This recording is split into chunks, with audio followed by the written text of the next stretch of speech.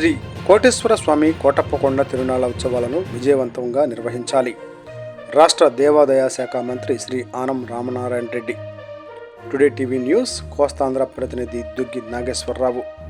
మహాశివరాత్రి పండుగ రోజున పల్నాడు జిల్లా నరసరావుపేట నియోజకవర్గం నరసరావుపేట పరిధిలోని శ్రీ త్రికోటేశ్వర స్వామి కోటప్పకొండపై జరిగే తిరునాళ్లలో ఉత్సవాలు విజయవంతంగా నిర్వహించాలి అని రాష్ట్ర దేవాదాయ శాఖ మంత్రి శ్రీ ఆనం రామనారాయణ రెడ్డి తెలిపారు.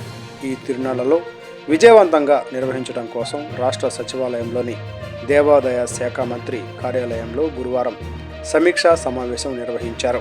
ఈ సమీక్షలో మాజీ మంత్రి చిలకలూరిపేట శాసనసభ్యులు ప్రత్తిపాటి పుల్లారావు పాల్గొని పలు సూచనలు సలహాలు ఇవ్వడం జరిగింది.